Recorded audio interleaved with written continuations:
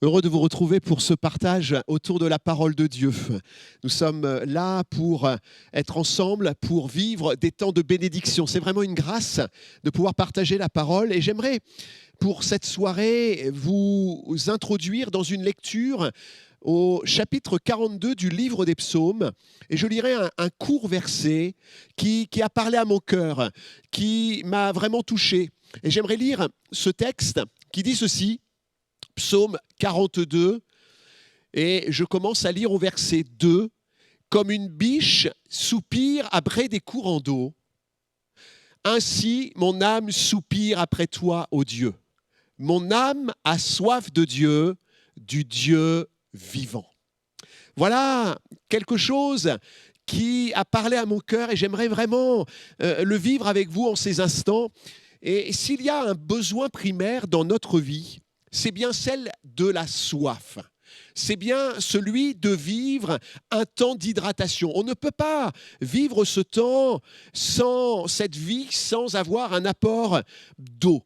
Et quel étonnant parallèle de la part du psalmiste dans ce texte entre cette scène naturelle et cette situation spirituelle. Je ne sais pas si vous avez déjà vu un animal sauvage s'abreuver. Il y a plein de reportages sur des séances de vie de l'Afrique. Eh bien, ce psalmiste, cet auteur ou ces auteurs, parce qu'il nous est dit que ce sont les fils de Corée qui ont écrit ce psaume, eh bien, nous parle d'une biche qui vient s'abreuver. Je ne sais pas pour vous, mais quoi de plus normal de voir cet animal venir s'hydrater? D'autant plus que si elle a eu une fuite devant un prédateur, si elle s'est déplacée sur une longue distance, rien ne nous est précisé, mais la chose est sûre, c'est que cet animal va pouvoir trouver auprès de l'eau eh bien, un temps d'apaisement, un temps de restauration. Et il me semble que le psalmiste ou les psalmistes ici nous disent et prennent cette image pour parler de notre âme. Et comme vous, j'ai pu regarder dernièrement ces informations avec cette jeune fille assassinée, cet homme qui tue ses collègues, la guerre dans ce pays d'Israël. Et il me semble que j'ai crié à Dieu, je me dis, Seigneur, j'ai soif. Et j'ai soif de vivre d'autres temps que cela. Et le psalmiste ici va comparer cette biche à son âme. Il va nous amener à une réflexion personnelle, à un temps personnel de vie. Je ne sais pas après quoi vous aspirez, après quoi vous soupirez, mais face à la situation actuelle que nous vivons, il me semble, là dans mon cœur, qu'il y a une soif intense de vivre quelque chose de nouveau. Quelque chose qui va m'amener à une restauration, quelque chose qui va m'amener à une vie nouvelle. Et le psalmiste va dire, et il a une position, lui. Il va dire ceci, mon âme a soif de Dieu, du Dieu vivant. Voilà en quoi il avait plongé son espérance, plongé son regard. Je ne sais pas après quoi vous avez soif. Dans quelques jours, nous allons et nous vivrons certainement des temps de liberté. Peut-être que vous êtes là devant votre écran et vous dites, moi j'ai soif de liberté. Moi j'ai soif de retrouver la convivialité. Moi, j'ai soif de retrouver ma famille. Moi, j'ai soif de telle chose ou telle autre. Et le psalmiste nous dit, moi, mon âme, elle a soif de Dieu.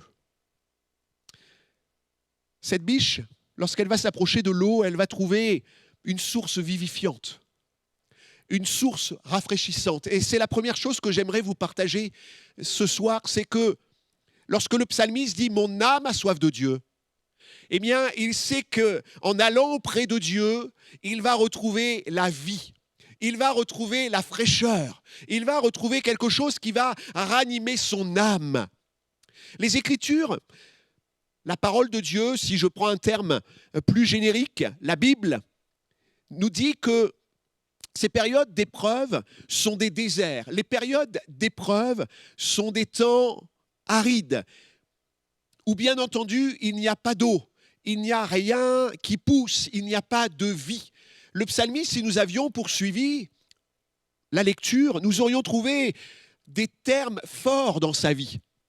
Il va vivre des temps de solitude, des temps de tristesse, des souvenirs de joie devenus douloureux, des temps de blessures, des temps d'outrage. Et cet homme va dire, alors qu'il vit ça là, alors qu'il est là, qu'il est dans sa solitude, dans sa tristesse, il va dire, moi, mon âme, elle a soif, non pas de choses qui vont s'estomper, de choses qui ne vont pas me rafraîchir, mais elle a soif de Dieu parce qu'il sait que Dieu va la rafraîchir. La Bible nous dit, heureux ceux qui placent en toi leur appui. Ils trouvent dans leur cœur des chemins tout tracés. Lorsqu'ils traversent la vallée de Baca, dit le texte, ça veut dire la vallée des pleurs, eh bien, l'esprit qui a inspiré l'auteur de ce psaume, encore une fois, eh bien dit, il la transforme en un lieu plein de sources. Et la pluie la couvre aussi de bénédictions. Cet homme qui prend cette image de la biche pour nous amener à réfléchir, cette biche qui soupire après des courants d'eau et qui va nous amener à une réflexion personnelle ce soir qui nous dit, eh bien, mon âme, elle aussi, elle soupire après toi, elle soupire après Dieu parce que Dieu est un courant d'eau, un courant plein de vie, un espace de fraîcheur qui est là pour ma vie. J'aimerais vous dire que Dieu, ici, est la source. Dieu est ici la source de leur force, la source de leur motivation. Je ne pourrais pas lire le texte en entier, mais il y a une histoire que Jésus nous laisse dans le chapitre 15 de Luc, qui nous dit qu'un jeune homme, le fils cadet d'une famille, va dire à son père, « Moi, papa, j'en ai assez de vivre à la maison. Moi, papa, j'ai décidé de partir. Et puis, si tu peux me laisser partir avec l'héritage qui m'arrivera lorsque tu décéderas, eh bien, ça serait bien. » Il avait déjà presque enterré son père. Et ce garçon va partir de chez lui avec son héritage. Et alors que celui-ci va vivre une vie de débauche, il avait soif de liberté, ce garçon. Il avait soif de vivre une vie loin de la maison du père. Ce garçon va vivre dans la luxure, va vivre dans les plaisirs du monde, va vivre avec des amis tant qu'il a de l'argent. Et alors que celui-ci touche à la fin de ses biens, de son héritage, eh bien, ce garçon va se trouver dans la disette et je dirais même presque dans la mort. Et si nous lisions ce chapitre 15, nous verrions que Jésus dit que ce garçon va faire un plongeon dans les souvenirs de la maison du Père. Il va avoir un regard sur la source de la maison. Et ce garçon va rentrer dans son intérieur et va dire, mais dans la maison de mon père, le souvenir qui m'en reste, c'est qu'il y a du bien en abondance, il y a du pain, il y a une source de vie. Et Jésus déclare par la bouche du Père, alors que son fils va revenir vers lui. Et il déclare ceci, mon fils que voici était mort et il est revenu à la vie. Amis qui regardez cette vidéo, frères, sœurs, qui que vous soyez, j'aimerais vous dire que, à l'image de cette biche, mon âme, l'âme de ce garçon va plonger à nouveau dans la source du Père. Et ce garçon va vivre un temps de restauration, un temps de vie, un temps de retour à la vie. Et il me semble que si vous vous trouvez dans un état difficile, un état de souffrance, de solitude, de peine, d'angoisse, j'aimerais vous dire, comme le psalmiste dit ici, que vous puissiez avoir soif de Dieu, du Dieu vivant. Parce que ce Dieu-là est une source vivifiante et une source rafraîchissante. Je voudrais vous laisser ce passage comme une parole d'encouragement, vous qui avez soif.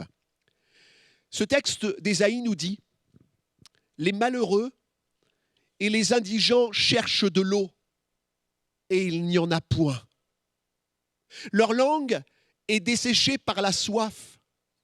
Moi, l'Éternel, je les exaucerai. Moi, le Dieu d'Israël, je ne les abandonnerai pas. Je ferai jaillir des fleuves sur les collines et des sources au milieu des vallées. Je changerai le désert en étang et la terre aride en courant d'eau. Je mettrai dans le désert, alors que rien ne pousse, je fais une petite parenthèse, mais il mettra le cèdre, l'acacia, le myrte et l'olivier. Je mettrai dans les lieux stériles le cyprès, l'orme et le buis tous ensemble, afin qu'ils voient, qu'ils sachent, qu'ils observent et considèrent que la main de l'Éternel a fait ces choses, que le Saint d'Israël en est l'auteur. Je ne sais pas ce dont tu as soif. Je ne sais pas quelle est la source dans laquelle tu puises ce soir. Mais j'aimerais te dire que si tu es dans l'insatisfaction, que tu es dans la souffrance, que tu es dans la peine, je t'invite à aller à la source de la vie, à la source vivifiante et rafraîchissante qu'est le Dieu d'Israël, le Dieu dans lequel nous avons placé notre espérance. J'aimerais vous dire également que l'eau dans laquelle la biche va plonger sa bouche, son museau, c'est une source qui, si elle demeure rafraîchissante, vivifiante, est une source qui, pour elle, peut devenir tarissable. Je ne sais pas si vous êtes allé souvent en montagne, mais c'est un peu mon dada. Eh bien, lorsque nous sommes en montagne, il y a parfois des points d'eau. Et ces points d'eau sont là, et si on ne prend pas le temps de se prémunir, de remplir notre gourde, eh bien nous ne sommes pas sûrs d'en trouver un plus loin dans notre chemin. Elles deviennent comme des sources tarissables. Et cette biche, alors qu'elle est là, elle soupire après des courants d'eau et qu'elle en trouve un, elle n'est pas sûre que quelques kilomètres plus loin, elle en trouvera un autre, et qu'en revenant dans ce même lieu, elle trouvera la source. Mais j'aimerais vous dire, vous qui êtes là, qui écoutez ce message, j'aimerais vous dire que il y a des sources qui sont tarissables, c'est-à-dire qui sont possiblement en devenir comme des choses asséchées. Certainement, comme moi, vous avez été déçus dans votre vie par des sources auxquelles vous aviez porté espoir. Parfois, on porte espoir sur les plaisirs. Et on va boire à ces sources. On porte espoir sur des personnes. On va avoir ces personnes. On porte espoir sur des biens matériels. Et on s'aperçoit qu'à un moment donné, ces sources-là, dans lesquelles on avait plongé nos regards, plongé notre soif, eh bien, ont disparu, ont été éphémères. Certaines ont répondu pour un temps à nos besoins. Mais parfois, elles ont disparu à un moment donné. Ou certaines nous ont pollués, ou d'autres se sont asséchées. Et encore là, il y a une insatisfaction. Je reviens à mon jeune de tout à l'heure. Oh, il est parti, il était serein. Il avait de l'argent. Et quand on a de l'argent, on a des amis. Et quand on a des amis, on a de la joie. Et quand on a de la joie, on est satisfait. Mais il y a un moment, l'argent a manqué à ce garçon. La source de sa joie, la source de ses amis, la source de son plaisir a disparu. Et ce garçon s'est trouvé dans une situation des plus difficiles, des plus douloureuses. Je voudrais vous affirmer là, maintenant, que Dieu, lui, est là de façon permanente. Un Dieu qui est là du matin au soir, du soir au matin, qui est là, qui veille sur ton sommeil, qui est là lorsque tu pleures, qui est là lorsque tu es dans la joie, qui est là lorsque tout va bien, qui est là lorsque tout va mal. Celui qui se confie en lui, en ce Dieu véritable, n'est pas à se dire « demain je vais manquer ». Demain, il y aura la sécheresse. Et quand des moments difficiles vont approcher, eh bien, il ne va pas dire « mais où est Dieu ? Mais où est mon roi ? Où est mon sauveur ?» Non, il va trouver en lui un Dieu qui est là, un Dieu présent. Jésus a dit, je suis avec vous tous les jours jusqu'à la fin du monde.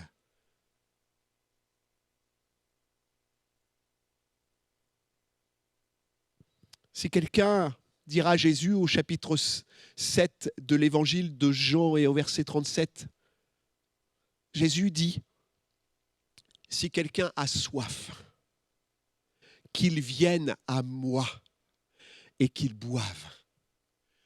Jésus dit là et affirme une vérité, c'est que à chaque moment, si tu t'approches maintenant de lui, il est capable de répondre à ta soif. Si demain tu es là et que tu es dans le besoin et que tu t'approches de lui, il sera là demain. Et si tu dis, moi c'est après-demain, il sera là après-demain.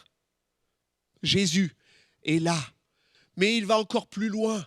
Il va encore plus fort et il te dit, lui qui est la source permanente, qu'il veut faire un dépôt dans ta vie. C'est-à-dire que tu n'auras plus de dépendance à quoi que ce soit parce qu'il habitera dans ton cœur. Il dit, et c'est le verset qui suit celui que je viens de vous nommer, celui qui croit en moi, les fleuves d'eau vive couleront de son sein, comme dit l'Écriture. Non seulement il est la source permanente, mais il veut faire un dépôt dans ta vie. Il veut placer dans ton être intérieur, si tu places ta foi en lui, si tu places ta confiance en lui, il va déposer une source même dans ton cœur. Et tu pourras passer par tous les déserts, par toutes les difficultés, par toutes les peines.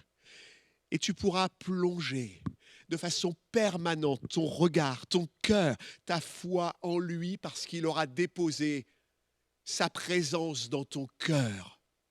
Cette source permanente, cette source intarissable qu'est Dieu veut habiter dans ton cœur.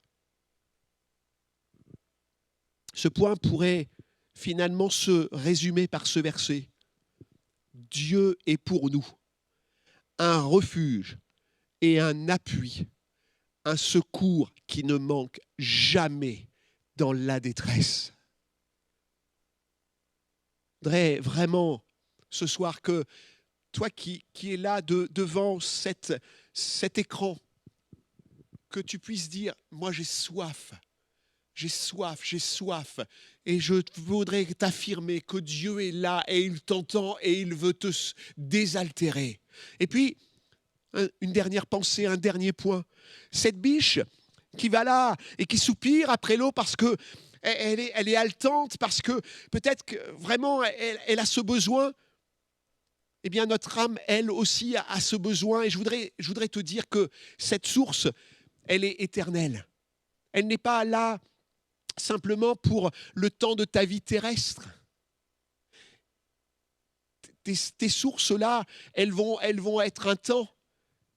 Les sources de la vie, ce qui va te satisfaire, elles sont là pour un temps, pour ta vie, là, à ce moment précis.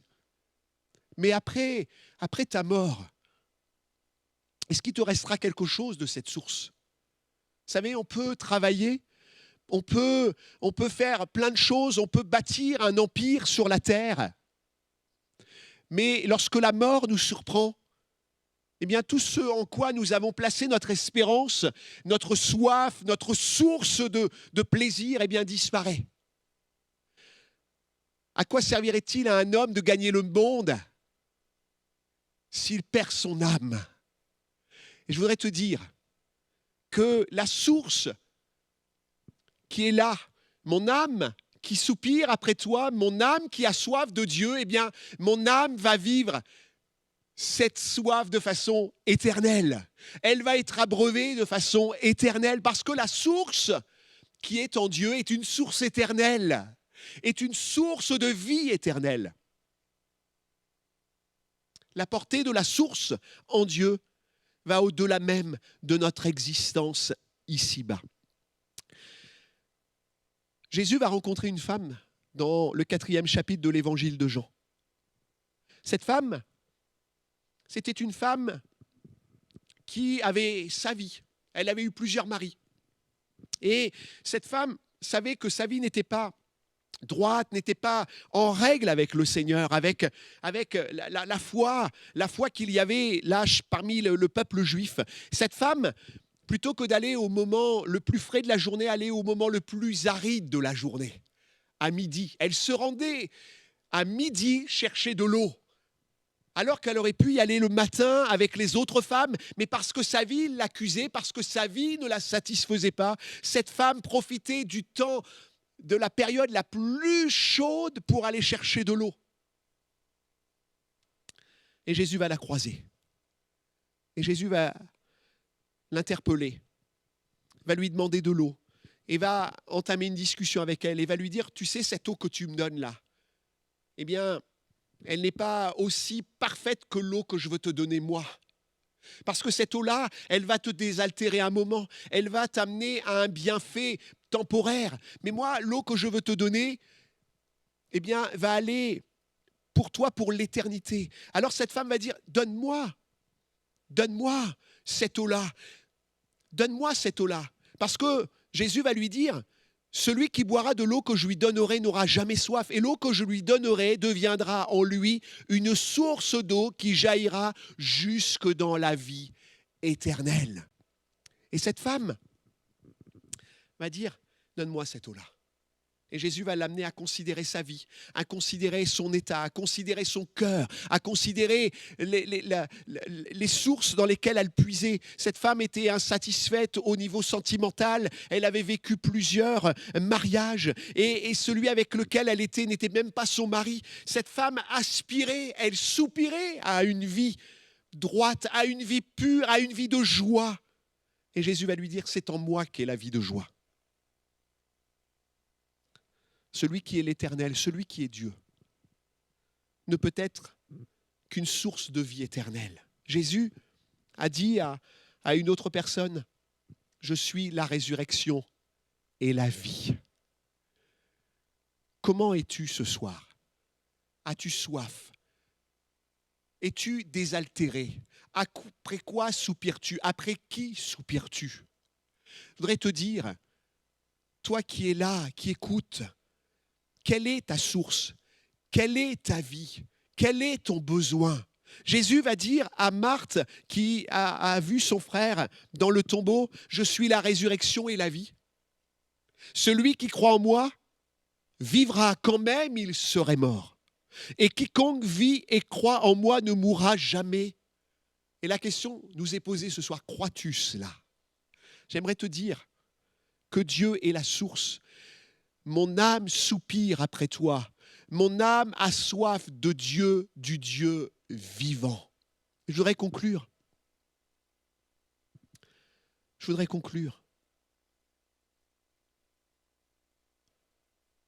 Nous sommes invités à puiser à la source véritable, au Dieu vivant. Le premier point que nous avons partagé, c'est que la source en Dieu est une source vivifiante, une source rafraîchissante, pas une source stagnante, pas une source qui est là réchauffée, qui est là où des miasmes, où des pollutions sont, mais une véritable eau renouvelée, une eau qui coule du cœur de Dieu, une eau qui coule du ciel, une eau qui descend vers l'humanité en Jésus-Christ, une eau fraîche qui est là, qui ravive, qui ranime, qui restaure. L'homme qui a écrit ce psaume va dire « Pourquoi t'as battu mon âme et gémis-tu au-dedans de moi ?» Et peut-être que vous vous posez la question. Cet homme vit des choses difficiles. Et cet homme va prendre une position, va dire « Stop, ça suffit. Je veux m'abreuver au Seigneur. » Et il va dire ceci à son âme, à lui-même. Et peut-être qu'il est bon de se parler à soi. Il va dire « Espère en Dieu, car je le louerai encore. Il est mon salut et mon Dieu. » Cet homme va prendre une position alors qu'il gémissait, alors qu'il était dans une souffrance extrême. Il va dire « Pourquoi t'as battu? Cesse cela. Arrête de gémir. Regarde à la source. C'est une eau qui est rafraîchissante, une eau vivifiante. » Et puis, on a vu également que la source dans laquelle la biche va boire, va se tremper son museau, est une source qui peut devenir tarissable sur la terre. Mais je voudrais vous dire que cette source n'est pas une source ponctuelle. En Jésus, elle est permanente, elle n'est pas payante, elle est abondante, intarissable et gratuite. Et gratuite. Le prophète Isaïe dira, vous qui avez soif, venez aux eaux, venez sans argent, venez boire, venez vous désaltérer. C'est une source qui n'est pas ponctuelle, mais c'est une source qui est intarissable. Et puis, on a vu que cette source, elle est éternelle. Ce n'est pas une source limitée qui s'arrête à la fin de notre vie, mais c'est une source éternelle. Une source qui jaillit jusque dans l'éternité, nous l'avons lu tout à l'heure. Alors, je vous laisse ce dernier verset. C'est un verset qui termine dans l'Apocalypse, qui est ce dernier livre, la Révélation. Et ce verset nous dit que celui qui a soif vienne. Amis, frères, sœurs, peut-être toi qui ne connais pas du tout la foi, qui cherche la vérité, eh bien que celui qui a soif vienne. Que celui qui veut. Il est question de volonté ce soir. Il est question d'un désir. Mon âme soupire, mon âme aspire, mon âme a soif. Que veux-tu pour ta vie ? Veux-tu rester dans ton désert ? Veux-tu rester dans ta misère ? Que celui qui veut prenne de l'eau de la vie. Et le Seigneur dit ici, gratuitement.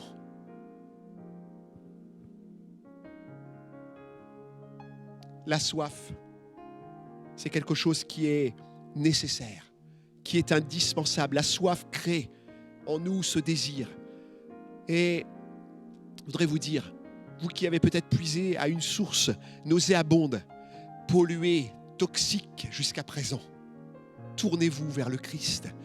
Celui qui a soif, celui qui aspire à des choses nouvelles, eh bien peut ce soir trouver en Jésus, trouver en Dieu la source intarissable, la source rafraîchissante, la source éternelle.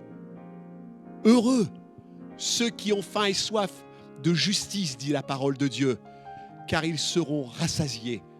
Alors que dans ces instants qui suivent cette vidéo, vous puissiez prendre le temps de dire, Seigneur, moi, tu vois ma vie, tu vois, je suis dans un désert. Seigneur, je ne te connais pas, mais j'ai tellement soif de vivre quelque chose de nouveau. J'en ai assez des informations, j'en ai assez de vivre la situation dans laquelle je suis. Je voudrais tellement que tu me désaltères. Seigneur, toi qui es peut-être là et je ne te connais pas, eh bien, moi jusqu'à présent, j'ai bu à des eaux polluées, à des eaux toxiques, à des eaux qui ne m'ont rien donné dans ma vie. Et je voudrais venir à toi. Il semble que tu sois la source.